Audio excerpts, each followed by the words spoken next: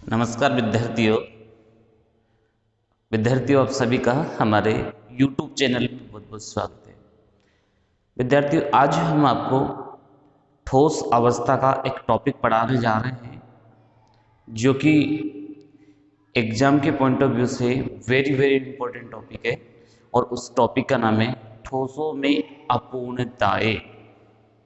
आपने टॉपिक जरूर सुना होगा सभी ने, ठोसों में अपूर्णताएं।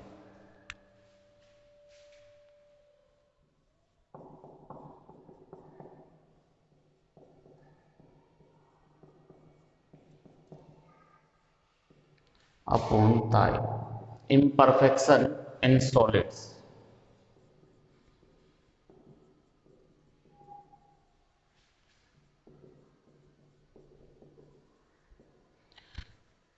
बच्चों, ठोसों में क्या अपूर्णताएं होती है, क्या इम्परफेक्शन होती है, इस पर हम चर्चा कर लेते हैं। देखिए बच्चों, एक क्रिस्टल जालक आदर्श क्रिस्टल तब तक रहता है जब तक कि उसकी अवयवी कण उसमें निश्चित स्थिति पर बने रहते हैं। लेकिन यह तभी संभव होता है जब तापमान क्या होता हो, 0 केल्विन तापमान होता हो। यदि आप तापमान में वृद्धि करते हैं, हम ये भी जानते हैं कि 0 केल्विन तापमान को कंट्रोल करना, उस 0 केल्विन तक मेंटेन करना, नियंत्रित रखना आसान नहीं होता। अतः तापमान तो बढ़ेगा ही सही।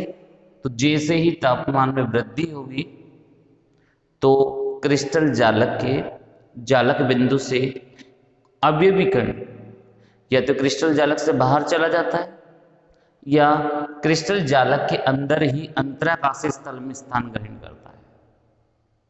विद्यार्थियों, इस परिस्थिति में अब क्रिस्टल जालक को हम आदर्श क्रिस्टल नहीं कहेंगे, बल्कि हम किस नाम से जानेंगे? अनादर्श क्रिस्टल के नाम से जानेंगे। और इस प्रकार से किसी अनादर्श क्रिस्टल में अवयवी कण के क्रिस्टल जालक से बाहर चले जाने या अंतराकाशीय स्थल में स्थान ग्रहण करने पर दोष उत्पन्न हो जाता है।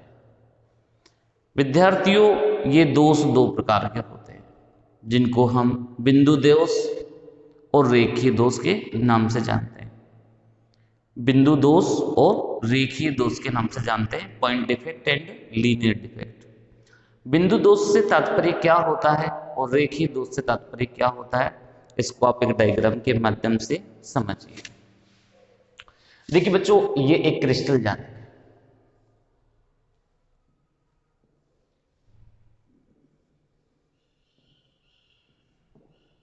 मान के चलिए ये एक क्रिस्टल जालक है और ये इनके जालक बिंदु हैं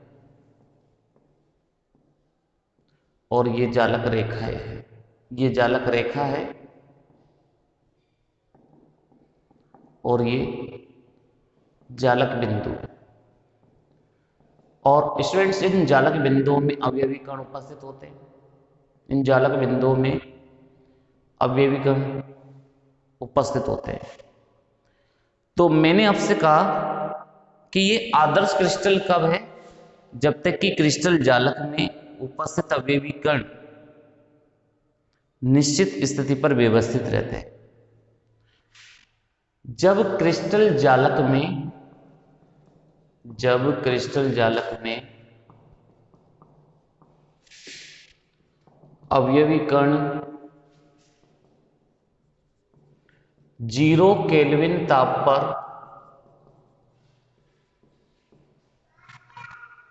जालक बिंदुओं में उपस्थित होते हैं,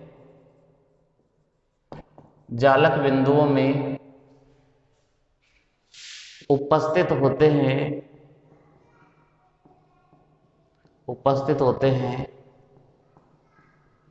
तब उसे आदर्श क्रिस्टल कहते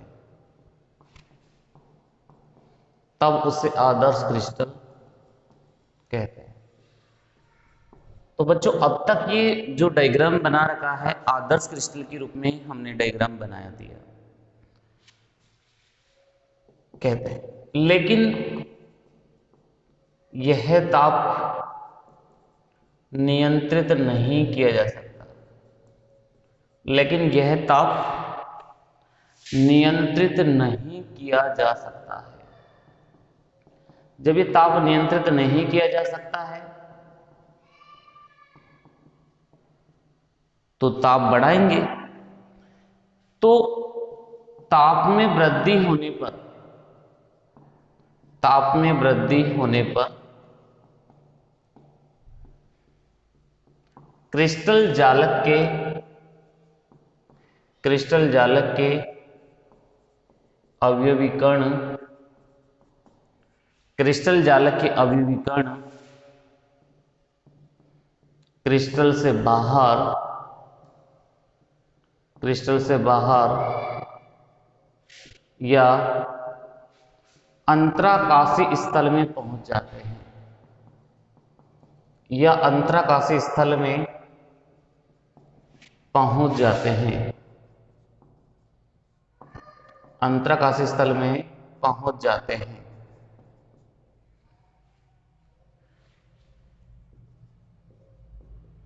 इसे अनादर्श क्रिस्टल कहते हैं, अनादर्श क्रिस्टल कहते हैं, क्रिस्टल कहते हैं।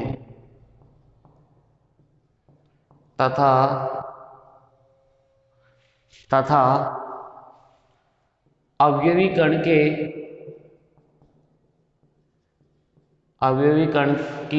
अव्यवस्था के कारण, अवयवी कण की अव्यवस्था के कारण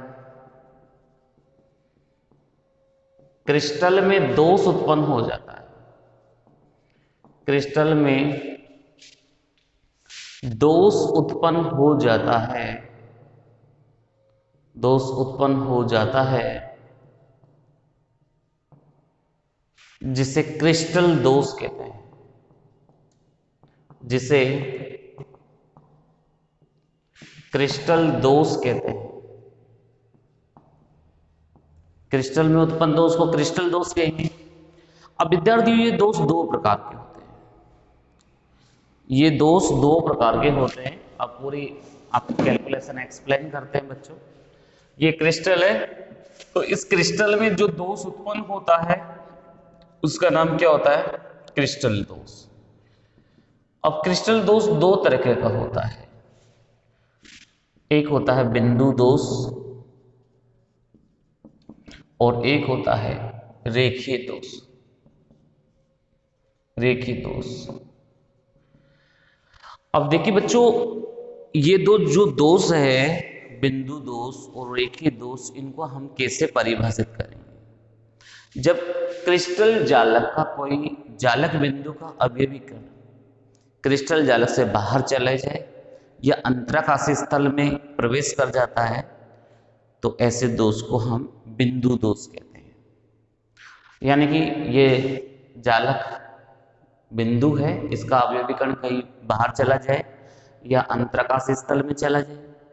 दूसरी बात बच्चों, हम क्या कह रहे हैं कि क्रिस्टल जालक की पूरी जालक रेखा ही क्रिस्टल जालक से बाहर चली जाए या अंतराकाशीय स्थल में प्रवेश कर जाए, तो स्टूडेंट्स इसको हम रेखीय दोष, लीनियर डिफेक्ट कहेंगे। तो दो बातें मैंने आपको समझाई। जब क्रिस्टल जालक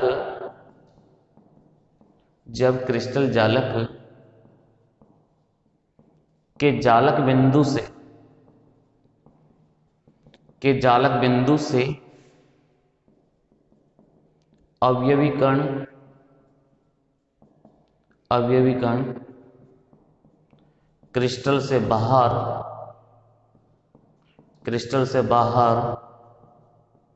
या अंतराकाशीय स्थल में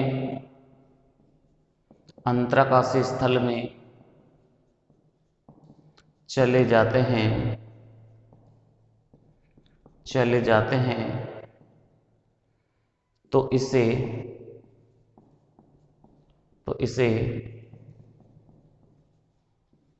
बिंदु दोष कहते हैं। तो इसे बिंदु दोष कहते हैं। तो पॉइंट डिफेक्ट समझ में आ गया होगा सभी स्टूडेंट्स को। वेरी सिंपल लैंग्वेज में मैंने आपको एक्सप्लेन किया है, एक बार इसको देख लीजिए, क्लियर होना चाहिए आपके पॉइंट से। अब रेखीय दोष में क्या होगा, बस जालक बिंदु की जगह पर हम क्या वर्ड यूज करेंगे, जालक रेखा से। यानी कि जब क्रिस्टल जालक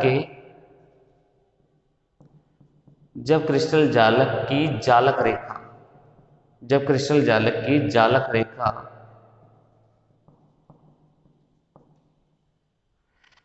क्रिस्टल से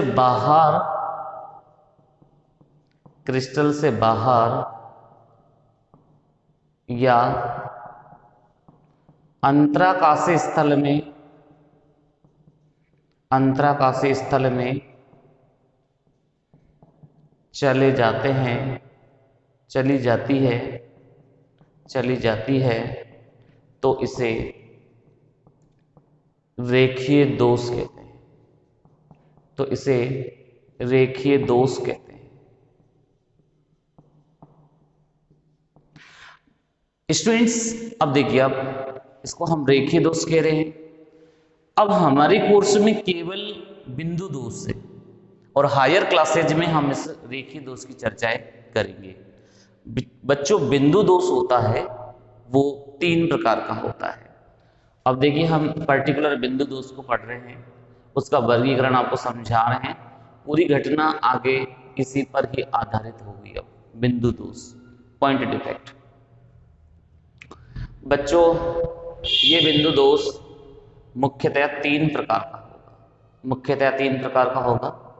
पहला है रस समीकरण मितीय दोष, जिसको हम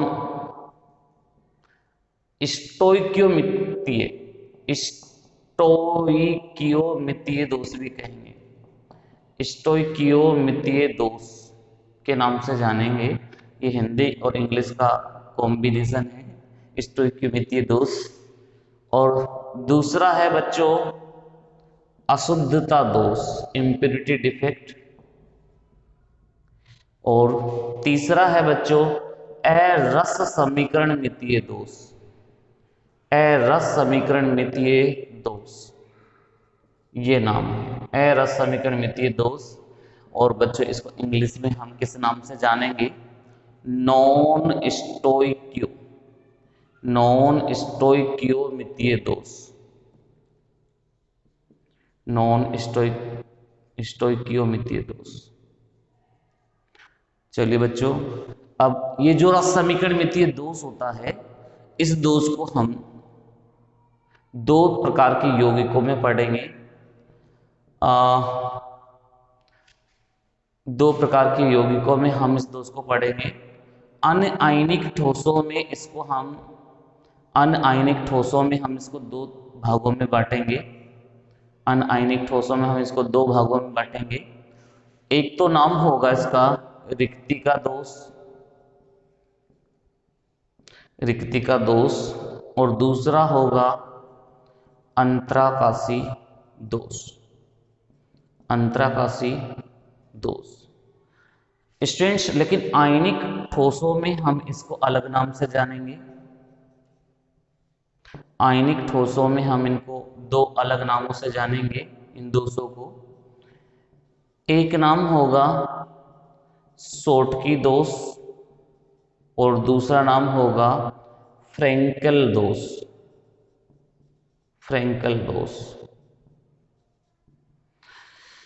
विद्यार्थियों, अशुद्धता दोष का कोई टाइप नहीं है और अरस समीकरण मितीय या नॉन स्टोइकियोमितीय दोष भी 2 तरह के दोष होंगे। ये भी 2 प्रकार के दोष है।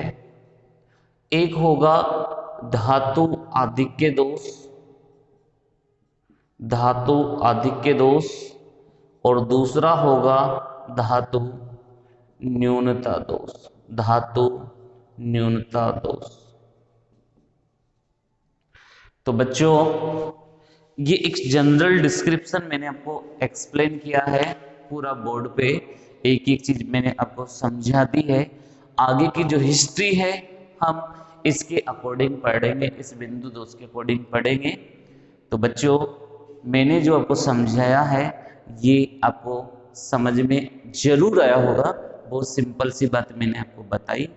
देखिए बच्चों, जब तापमान 0 केल्विन रहता है तो क्रिस्टल जालक के अवयवी कण होते हैं अपनी स्थिति पर बने रहते हैं। लेकिन आप सभी जानते हैं इस टेम्परेचर को मेंटेन करना बड़ा कठिन है।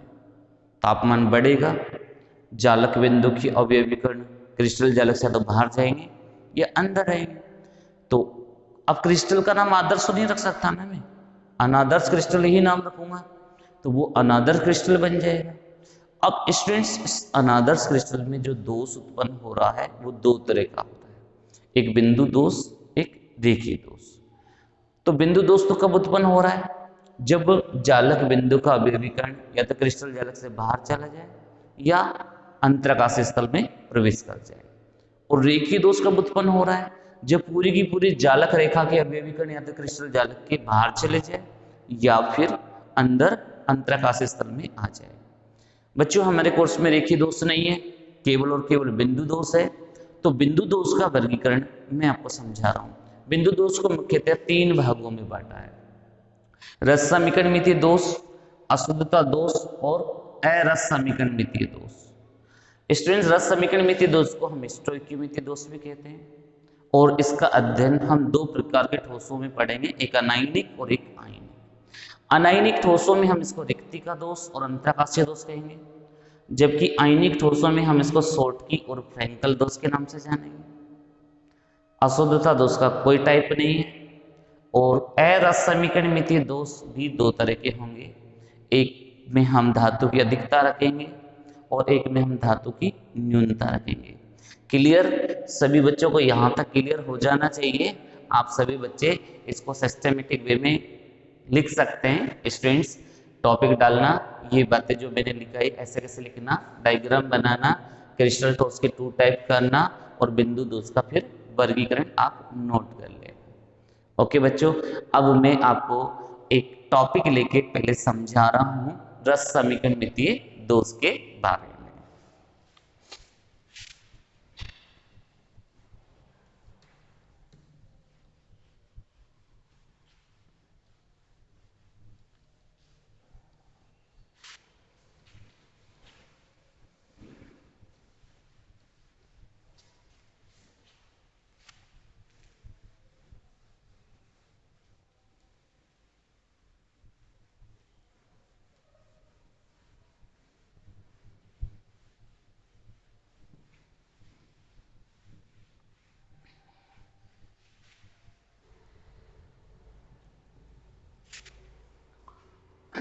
देखिए बच्चों, अब हम ले रहे हैं टॉपिक रस समीकरणमितीय दोष। रस समीकरणमितीय दोष।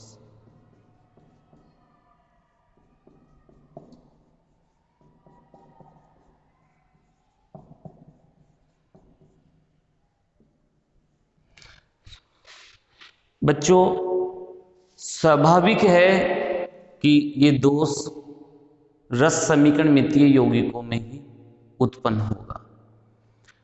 तो हम ये भी तो पहचाने कि रस समीकरणमितीय यौगिक कहते किसे हैं? बच्चों, रस समीकरणमितीय यौगिक उन्हें कहते हैं जिन यौगिकों में धनायन और ऋणायन का अनुपात उनके मूलानुपाती सूत्र के समान होता हो, उन्हें रस समीकरणमितीय यौगिक कहते हैं। और ऐसे यौगिकों में उत्पन्न दोष को हम रस समीकरणमितीय दोष कहेंगे। अब कुछ बच्चों को ये समझाना होगा कि धनायन और ऋणायन का अनुपात कैसे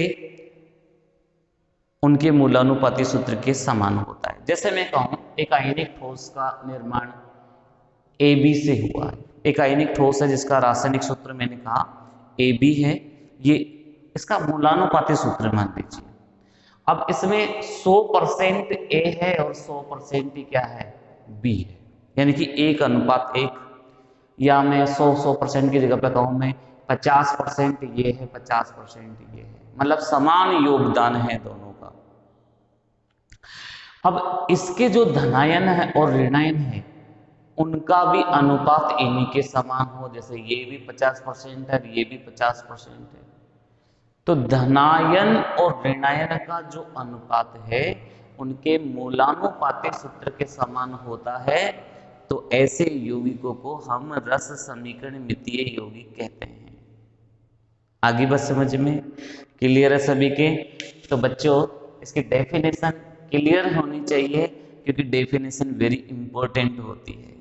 तो देखिए मैं इसकी डेफिनेशन को यहां लिख रहा हूं। वे यौगिक जिनके धनायन व ऋणायन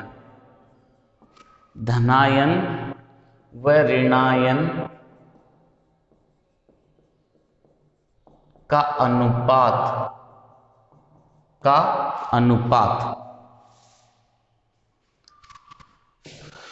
उनके मूलानुपाती सूत्र के अनुसार होता हो। मूलानुपाती सूत्र के अनुसार होता हो, सूत्र के अनुसार होता हो, रस समीकरण मितीय यौगिक कहलाते हैं। रस समीकरण मितीय यौगिक कहलाते हैं तथा इन यौगिकों में उत्पन्न दोष को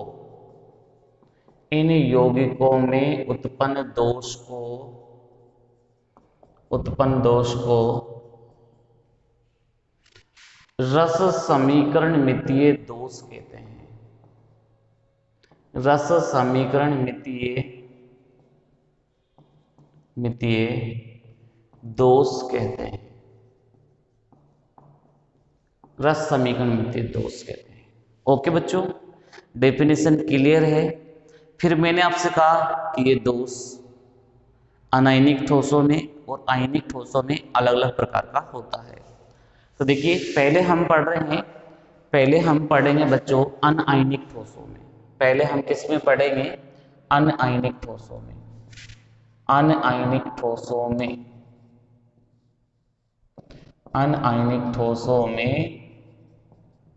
रस समीकरण मितीय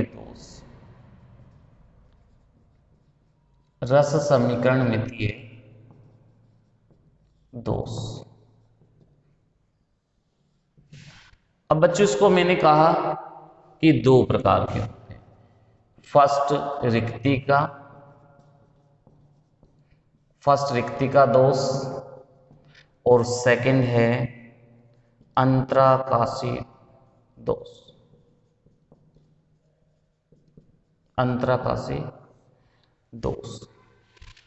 बच्चों एक क्रिस्टल जालक है, ये क्रिस्टल जालक है, अनायनिक ठोस से मिलकर बना हुआ है। इनमें अवयवी कणों को हमने गोलों के रूप में व्यवस्थित किया ऐसे, और इन जालक बिंदुओं में अवयवी कण उपस्थित है।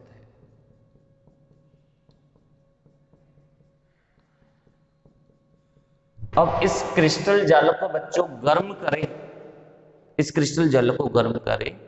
और एक अवयवी कण क्रिस्टल जालक से बाहर चला जाए, तो जिस स्थिति से क्रिस्टल जालक बाहर जाता है उसको हम रिक्तिका कहते हैं। क्या कहते हैं? रिक्तिका कहते हैं। क्या कहेंगे बच्चों? रिक्तिका कहेंगे। तो बच्चों इस क्रिस्टल जालक में उत्पन्न रिक्तिका के कारण जो दोष उत्पन्न हुआ है उसे अपन रिक्तिका दोष कहेंगे। बच्चों ये गर्म करने के कारण ये दोष उत्पन्न हुआ है, इसलिए मैं इसको उष्मागतिक दोष भी कहूंगा। अगर आप क्रिस्टल जालक को गर्म ही नहीं करते तो क्रिस्टल जालक का अवयवी कण अपनी स्थिति को छोड़ के कैसे चला जाता। तो रिक्तिका दोष या उष्मागतिक दोष किसके कारण उत्पन्न हो रहा है? रिक्तिका बनने के कारण।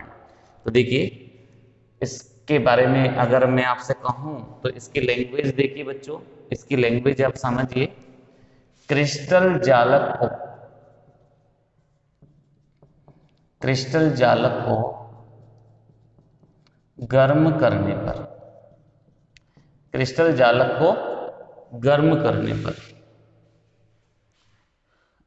अवयवी कण क्रिस्टल जालक से बाहर चला जाता है तथा उस स्थान पर रिक्तिका बन जाती है। उस स्थान पर रिक्तिका बन जाती है। अतः रिक्तिका बनने के कारण उत्पन्न दोष रिक्तिका दोष कहलाता है। रिक्तिका दोष कहलाता है। ओके बच्चों, क्लियर होना चाहिए। लैंग्वेज भी क्लियर है, कोई बड़ी बात नहीं है, वो सिंपल लैंग्वेज है। अब बच्चों, अगर कोई अवयवी कण क्रिस्टल जालक से बाहर जा रहा है तो बच्चों घनत्व कम होगा, तो रिक्तिका दोष में घनत्व घट जाता है। ये पॉइंट पे आप बच्चों याद रखिए। इस दोष में, रिक्तिका दोष में क्रिस्टल जालक का घनत्व भी घट जाता है। अब दूसरा दोष है बच्चों अंतराकाशी दोष। देखिए इसमें ये क्रिस्टल जालक है, अनायनिक ठोस है, तो देखिए हमने ये अवयवी कण इसके व्यवस्थित कर दिए। अब एक अवयवी कण बाहर से आ जाए, बाहर से क्रिस्टल जालक में प्रवेश कर जाता है बेटा। ऐसे देखिए क्रिस्टल जालक में बाहर से आकर अंतराकाशी स्थल में आ जाए, तो इस क्रिस्टल जालक में कोई अवयवी कण अंतराकाशी स्थल में आ रहा है तो इससे उत्पन्न दोष को हम किस नाम से जानेंगे? अंतराकाशी दोष के नाम से जानेंगे। तो बच्चों किसी क्रिस्टल जालक में बाहर से अवयवी कण जालक की अंतराकाशी स्थिति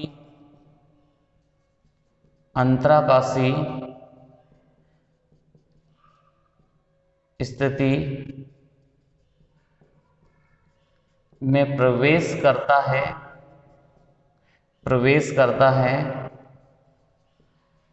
तो इसके कारण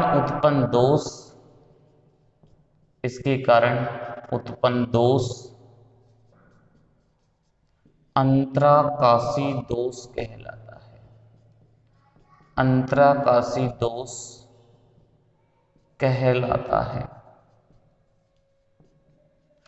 अब बच्चों सिंपल सी बात है, कोई इसमें दिमाग ज्यादा लगाने की जरूरत नहीं है, बहुत सिंपल सा टॉपिक है। अंतराकाशी देखिए आप समझ पा रहे होंगे। अब बताइए इस क्रिस्टल जालक का घनत्व बढ़ेगा या घटेगा? स्वाभाविक बढ़ेगा, क्योंकि बाहर से अवयवी कण आ रहा है और संख्या को बढ़ा रहा है, तो क्रिस्टल जालक का घनत्व इस स्थिति में बढ़ जाता है। इस स्थिति में क्रिस्टल जालक का घनत्व बढ़ जाता है। क्लियर है? ये तो था बच्चों रिक्तिका दोष और अंतराकाशी दोष किसमें? अनआयनिक ठोसों में। अगर बच्चों हम आयनिक ठोसों में बात करें तो आयनिक ठोसों में रस समीकरण मितीय दोष कि अगर हम आपसे चर्चा करें तो ये दो प्रकार के होंगे, एक शॉर्टकी और दूसरा फ्रैंकल। तो बेटा आपको ऐसे कैसे ही नोट कर लेना है, और मैं अब इन दोनों दोषों को विस्तार से आपको समझा रहा हूं, शॉर्टकी और फ्रैंकल को।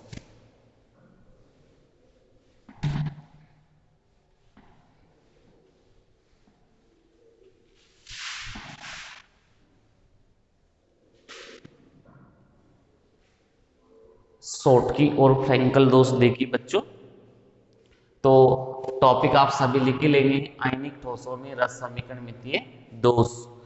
तो पहले मैं आपको स्कोटकी दोष समझा रहा हूं और फिर हम फ्रैंकल दोष की आपसे चर्चा करेंगे।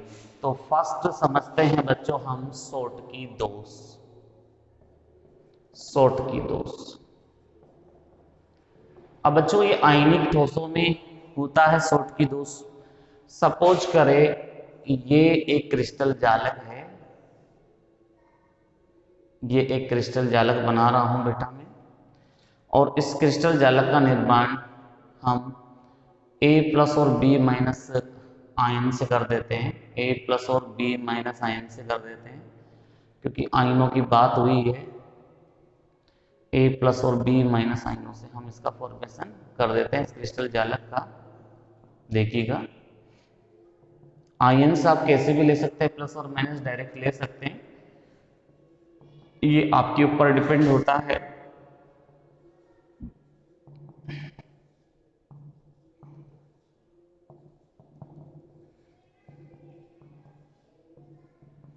देखिए बेटा ये क्रिस्टल जालक है और आप इन सबको एक दूसरे से कनेक्ट कर दें, ऐसे कनेक्ट कर दीजिए बच्चों।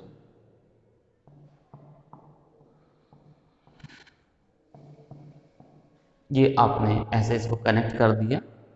तो बच्चों इस दोष में क्या होता है, देखिए अब ये क्रिस्टल जालक तो क्या है, विद्युत उदासीन है, और हमेशा क्रिस्टल जालक की विद्युत उदासीनता बनी रहनी चाहिए। तो बच्चों ये दोष कब उत्पन्न होता है, इस दोष में एक धनायन व एक ऋणायन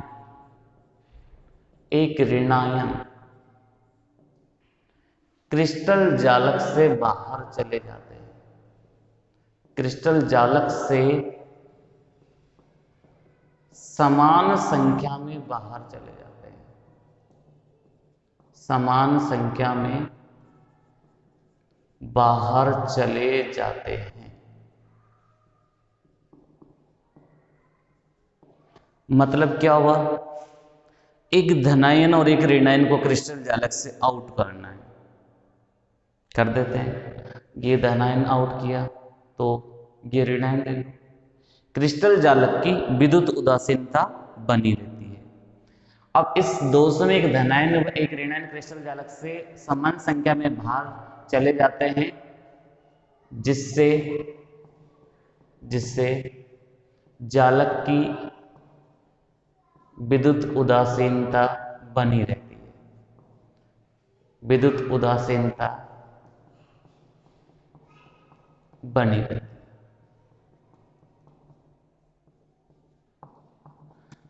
अब बच्चों देखो दूसरा दिमाग आप लगाओ इसमें, दूसरा दिमाग आपको क्या लगाना है कि जब एक प्लस और एक माइनस चला गया तो अवयवीकरण संख्या में घट गए ना, तो इस क्रिस्टल जालक का यानी कि इस दोष में क्रिस्टल जालक का घनत्व घट जाता है।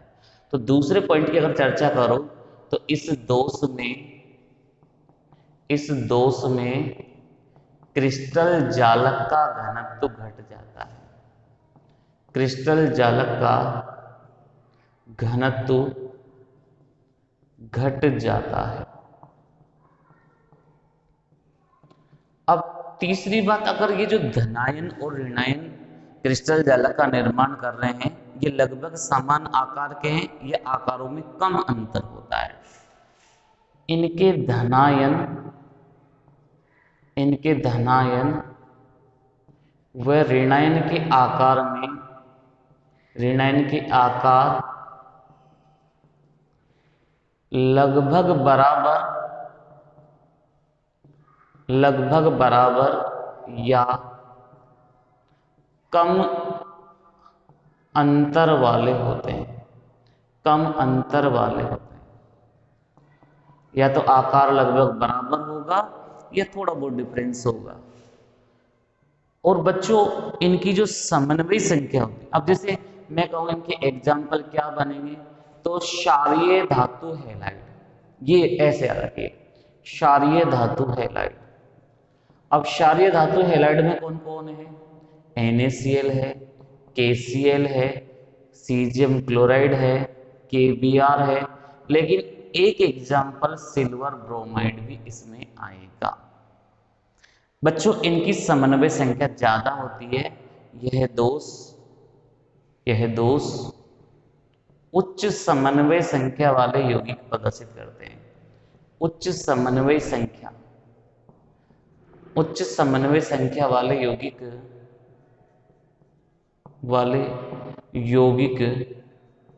प्रदर्शित करते हैं।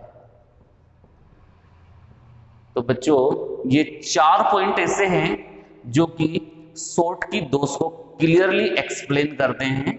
मैं उम्मीद करूंगा कि आपको ये सभी पॉइंट समझ में जरूर आए होंगे। हाँ, यहाँ एक बच्चों के माइंड में चल रहा होगा कि सर ये उच्च समन्वय संख्या क्या होती है।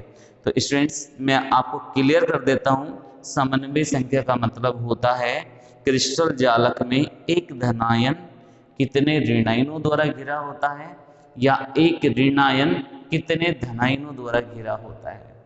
उसे धातु आयनों की यानी कि आयनों की समन्वय संख्या के नाम से जानते हैं। जैसे मैं कहूं आपसे NaCl है, इस NaCl की समन्वय संख्या 6:6 होती है। तो मतलब क्या हुआ, एक सोडियम धनायन को 6 Cl- घेरे रहते हैं और एक Cl- को 6 सोडियम धनायन घेरे रहते हैं। तो इनकी समन्वय संख्या कितनी होगी, 6:6, जो कि उच्च समन्वय संख्या की कैटेगरी की होती है। तो ऐसे ही सभी की यहाँ पर देखने को मिलेगी। जैसे सीजियम क्लोराइड की है 8:8 है, एक सीजियम धनायन को 8 Cl- घेरे रहते हैं और एक Cl- को 8 सीजियम धनायन घेरे रहते हैं। तो ये इनकी समन्वय संख्या होती है। स्टूडेंट्स अब हम दूसरे दोष की भी हम आपसे चर्चा कर लेते हैं। दूसरा दोष जो है उसका नाम क्या है बच्चों, फ्रैंकल दोष। क्या नाम है, फ्रैंकल दोष, फ्रैंकल डिफेक्ट। कभी कभी इनके नाम त्रुटि से भी आता है, फ्रैंकल त्रुटि। तो त्रुटि देखो चाहे दोष देखो, डिफेक्ट्स ही होते हैं दोनों। ओके स्टूडेंट्स, अब देखिए जो चर्चा हमने शॉर्टकी दोष के बारे में की है, बेसिक की बेसिक चर्चा अगर हम फ्रैंकल दोष में करें तो बहुत अच्छा समझ में आएगा, बहुत अच्छा समझ में आएगा। देखिए बच्चों ये क्रिस्टल जालक है इसका, ठीक है, और जैसे इसको हमने बनाया है बेसिक वैसे हम A+ और B- के सहयोग से हम इसको भी बना देते हैं, क्योंकि ये भी क्या है बच्चों, एक आयनिक ठोस होता है। ये भी एक आयनिक ठोस होता है। तो स्टूडेंट्स देखिए हम इसके 4 ग्रुप बना देंगे, B-, A+, B- की ऐसी 4 कैटेगरी में हम इनको मैनेज करेंगे। देखिए ये हमने इनको मैनेज कर दिया ऐसे, ठीक है, ये ऐसे हमने इनको ये मैनेज कर दिया।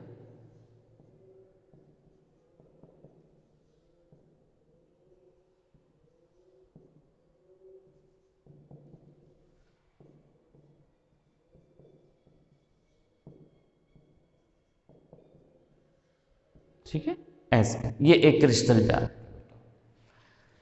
अब इस दोष में क्या होता है, एक धनायन अपने स्थल को छोड़कर अंतराकाशी स्थान पर पहुंचता है। जैसे मैं कहूं ये धनायन अपने जालक बिंदु को छोड़कर कहां पहुंच गया, ये सपोज करें यहां के अंतराकाशी स्थल पर पहुंच गया, ये धनायन। तो जिस स्थान से ये गया है वहां रिक्ति का दोष पैदा किया इसने, और जिस स्थान पर ये पहुंचा है वहां अंतराकाशी दोष उत्पन्न हुआ है। तो ये 2 प्रकार के दोषों का समावेश है, लेकिन मोस्टली हम अंतराकाशी दोष का ही रोल प्ले करेंगे क्योंकि ये अंतराकाशी स्थल में पहुंचा है। तो बताओ बच्चों इस दोष में क्या क्रिस्टल जल का घनत्व बढ़ेगा, घटेगा या अपरिवर्तित रहेगा? तो बच्चों कणों की संख्या ना तो बढ़ी है ना घटी है, इसलिए घनत्व अपरिवर्तित रहेगा। तो इस दोष में क्रिस्टल जल का घनत्व अपरिवर्तित रहेगा। आगे बस समझ में बच्चों, इस दोष में जो धनायन और ऋणायन है उनकी आकारों में अंतर अधिक मिलता है, अंतर थोड़ा ज़्यादा मिलेगा, और इनकी जो समन्वय संख्या होगी धनायन और ऋणायन की वो थोड़ी निम्न समन्वय संख्या होगी।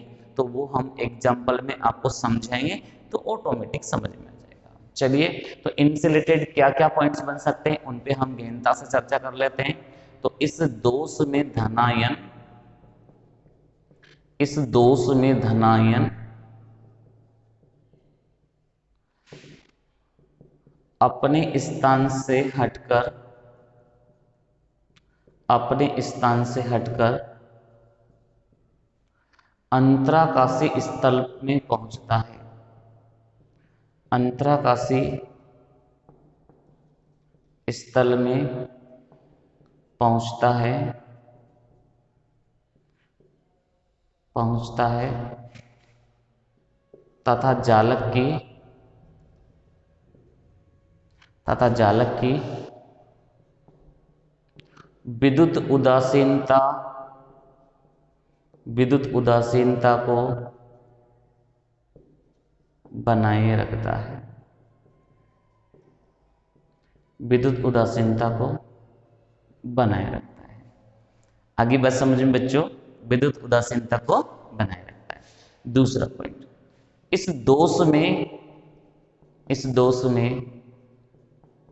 क्रिस्टल जालक का घनत्व, क्रिस्टल जालक का घनत्व अपरिवर्तित रहता है, क्रिस्टल जालक का घनत्व अपरिवर्तित रहता है, बदलता नहीं है, मतलब अपरिवर्तित रहता है। सेकंड पॉइंट क्लियर से देखो। देखिए इसका सेकंड थर्ड पॉइंट देखिए क्या है, इनके धनायन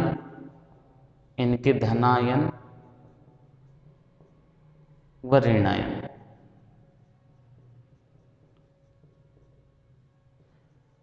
के आकार में अंतर अधिक होता है, अंतर अधिक होता है। अब बच्चों अंतर अधिक होता है तो एग्जाम्पल की अगर हम चर्चा करें, जिंक सल्फाइड, तो जिंक 2+ और सल्फाइड माइनस के आकार में बहुत अधिक अंतर है। AgCl, AgBr, AgI, ये सब ऐसे एग्जाम्पल है इनके आकारों में ज़्यादा अंतर है।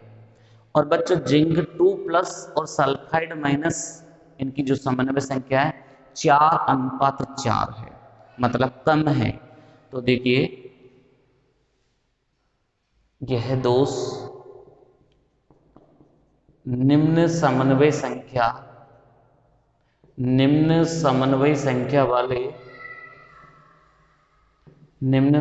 संख्या वाले यौगिक प्रदर्शित करते हैं, यौगिक प्रदर्शित करते हैं। तो बच्चों ये एग्जाम के पॉइंट ऑफ व्यू से वेरी इंपॉर्टेंट टॉपिक है। लगभग 1 साल छोड़कर 1 साल ये क्वेश्चन बोर्ड में जरूर पूछा जाता है, किसी भी टाइप से इसका क्वेश्चन बन सकता है। जरूरी नहीं है कि आपसे फुल डिटेल पूछी जाए, 2 डिफरेंस पूछा जा सकता है, डायग्राम पूछा जा सकता है। इनसे रिलेटेड बच्चों बहुत क्लियरिफिकेशन टॉपिक है ये, तो सभी बच्चों को इस टॉपिक की चर्चा गहनता से करनी है, समझना है। और मैंने एक तरीके से डिफरेंस के बेस पर 4-4 पॉइंट दोनों में आपको समझा दिए हैं। मैं उम्मीद करूंगा कि आपको ये टॉपिक जरूर समझ में आ रहा होगा। स्टूडेंट्स, धातु में जिस तरीके से ठोसों में जो अपूर्णताएं आई है, हमने इसका एक पार्ट अभी देख लिया है। दूसरे पार्ट पर हम आपको नेक्स्ट वीडियो में चर्चा करेंगे। तब तक के लिए दीजिए मुझे इजाज़त। धन्यवाद आप सभी का। इसी तरीके से आप हमारे वीडियो देखते रहिए। Thank you.